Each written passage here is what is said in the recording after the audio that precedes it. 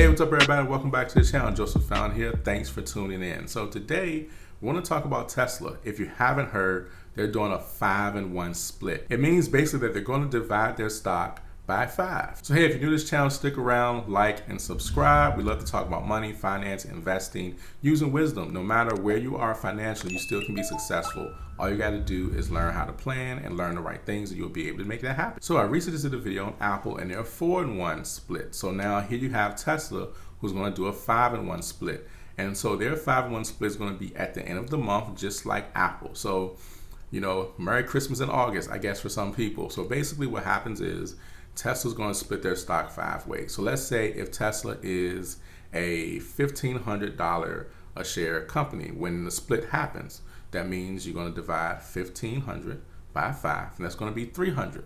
So their new share price will be $300. So if you own $1,500 of Tesla stock, so let's say if you have one share and it's at $1,500, when that 5-in-1 split happens, you're now going to have not just one share, but you're going to have 5 shares. So that's what happens when a split happens. So I know recently I did a video on buy, sell, or hold Tesla. I mean, Tesla is Tesla. Now, most people love Tesla. Most people love investing in Tesla. Then you have some that don't. Tesla is in the energy efficient category, the green energy category, electric vehicles, solar panels, and they make a lot of products that are pretty much environmentally safe. Now, the thing with Tesla is the same thing with a lot of the newer technology things happening. Whether you like it or not, there's a shift that's happening. Whenever you see a shift happening, there's nothing you can do about it. For example, social media. You're watching this on YouTube, right? So once social media started to have its shift and it started to grow, it really didn't matter what you thought about it, didn't matter how you felt about it, doesn't matter what you don't like about it, doesn't matter. You can't stand social media. It really doesn't matter because it has become a thing, something that people depend on, they use just about every single day. And some use it too much, but pretty much it's something that you can't control, but it is a wave. It's something new that happened. And when things like that happen, a lot of money flows in that direction. And the thing about the social media space, it hasn't really grown to where it really can grow. So we're just starting to get, you know, to the tip of this thing when it concerns of just how much income and revenue is starting to flow through it. Most of these platforms are just now figuring out the monetization to where they bring ads and things like that, which comes to creators and individuals using the platform. So social media is a wave. It's something that has happened, that's coming. It's become a part of our society, and now it's here. And so, like I said, it doesn't matter how you feel about it, it's here. Well, the same thing with this whole energy efficient area, especially when you see the electric cars and electric vehicles. It's coming whether you like it or not. And it happens to be that Tesla is the leader in electric vehicles, specifically for residential vehicles, like for your normal everyday cars, like your car, or like your SUV. They're the leaders right now for that, and they've been producing at a pretty good rate. And pretty much their company has been growing, and it's been doing very well, especially over the last few years. So when money shifts like that, it's pretty much nothing you can do about it. Like it's an old saying that says money doesn't leave, it doesn't disappear, it just shifts. It transfers from one place to the other. So like we were just talking about social media, let's look at the cell phones. At one point, before we had cell phones, you had pagers. Now people who had pagers, you know, somebody call your pager, you see they page you, you get a little vibration or a beep, you go to a pay phone or a phone and you call that number, you know, back to see what they want. That was how we used to communicate back in the day, for those of you that may not know what a beeper is or a pager is. And so basically it shifted from that to now you have cell phones where, you know, if somebody calls, you can just call them back on a cell phone. You don't have to go to a pay phone. So once that shift happens with beepers, of course, with the cell phones, what happens is the beepers, they became obsolete. And then also the thing that was connected with the beepers were payphones. So payphones became obsolete. So you don't really see many payphones around now. Let's look at the movie industry. At one point, you could go into a store like Blockbuster or Movie Time, and you would go there and you would rent movies. And then all of a sudden, you had Redbox and those type of things start to come up where now you don't have to go into a store. And then you had companies like Netflix start to say, hey, we'll ship you the movies, will send it to your house, so you don't have to go to the store either. Then they shifted to, hey, you can watch the movie online. What happened with those companies like Blockbuster and Movie Time? They went out of business. They lost all their stores. Now, I think there's only one store that's actually open for a Blockbuster, but I'm not too sure if they closed that down or not. But pretty much that's what happened. When the shift happens, it happens whether you like it or not.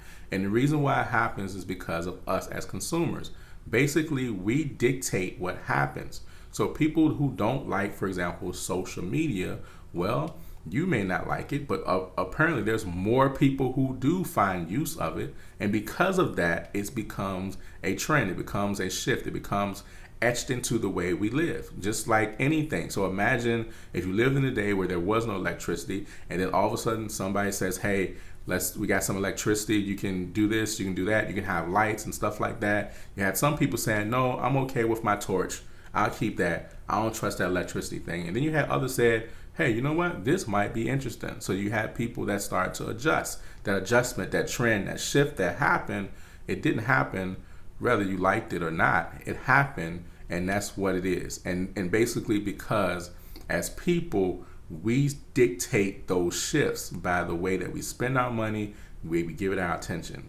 So electric vehicles, that's something that has been growing and growing and growing for a long time. So even here in my state, the solar industry has a boom. A lot of people don't even know, but solar has hit our state very hard, and there's a lot of companies working. Just a lot of people may not know that. So it's something that's starting to happen and becoming more of a thing. And when things come like that, revenue, money, it starts to flow that way. And when it flows that way, it starts to leave another industry. So one of the reasons why you may hear a lot of talks out, like especially through like CNBC, these news outlets, against Tesla and some of these other industries or whatever, is because Tesla threatens their industry or threatens an investment they have or something like that. It's taking money from them. And so that concept of the electric cars, it's coming whether you like it or not, and it's going to become even more simple. As you can see, Tesla's vehicles have now become more affordable, starting around like $30,000-ish or whatever, $30,000 to $40,000. And then you're probably going to have some, I know they're working on that, maybe even cheaper than that. Also, if you were to look at the map of Tesla, like far as how you can charge your car, the accessibility. At one point, it wasn't a lot of ways that you could actually charge a vehicle. Now, you can charge your vehicle in multiple ways, whether it's on the road, you having something installed at your house, or you having a portable one. So what does that mean for you? The question a lot of people ask with the splits like that, the 4-in-1 splits or the 5-in-1 splits, when should I invest? Well, it depends on what it is you're looking to do and how you're looking to invest. So let's say for something right now, if you're looking to invest long term, ultimately, you know, when you put money in it now, it won't really matter. The reason is because if you're investing long term, then you're pretty much just going to have a consistent regimen of investing money into the company. But now it also depends because, let's say, for example, if you are looking to invest now, typically when a lot of companies, they announce that they're going to have some type of split like that, the company typically kind of goes up. So that means that, the stock price becomes a little bit expensive. And then when the stock splits, it can kind of go either way. So let's say, for example, if Tesla's stock is, $1,500 when it goes, it has it split, then that means it's going to be $300 a share. One of the things why a lot of people rush to it is because now $300 a share looks more attractive to $1,500 a share. Because when people see things at like $1,500, they're like, oh, it's too expensive. It's just too expensive. Same thing, like I gave the example in another video, like with Apple, like with Amazon. When Amazon hit $1,000 a share, people was like, oh, it's too expensive. Not going to invest in it. It's going to have to retract. It's a bubble. And so now Amazon is $3,000 a share. So it's $2,000 more than what it was. So here we go with Tesla. Same thing happened with Netflix, with Apple, where a lot of times people say, it's too expensive. So now here Apple's doing their 4-in-1 split. It's going to be back down to like $100, maybe $150 a share at the end of this month. Then you have Tesla that's going to go from a $1,500 a share stock down to $300 a share. And what does that do? It makes people drive and invest more money because now they feel like their money is going to be worth more to own like an entire share. So it typically depends on you, and it's kind of more of a mental thing of like, oh, I got a whole share versus, if you put $300 into it now, you're like, I got like a fifth of the company. Like, it doesn't really seem as enticing or like you really own anything. So what you're going to see is people buy more typically after the split. And so those companies, they understand that. They understand it's going to bring more investors to the table. When they do that, it makes it more attractive for investors. So the 5-1 split, I'm all for it. I don't mind. I actually love Tesla. I've been investing in Tesla for some time now. And so do you mean to tell me now the price is going to get a little cheaper? Now, granted, I invest in Tesla consistently, so it doesn't really matter as much to me. But just to be able to see the stock split, and then you see that people now have the opportunity to do the same. So here's the thing, though. So Warren Buffett, his company did a stock split as well, because it was extremely high. It was a couple $100,000 a share. Now, so basically sometimes what happens with stock split that people don't talk about is, so let's say, for example, let's say we're talking about Tesla. Tesla could be a $1,500 a share company. The stock splits, it's $300 a share. Who's to say that $300 won't run back up to $1,500?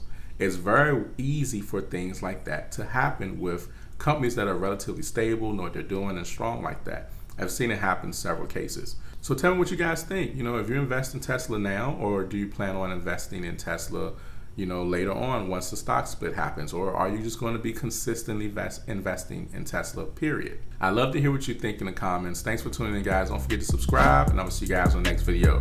Peace.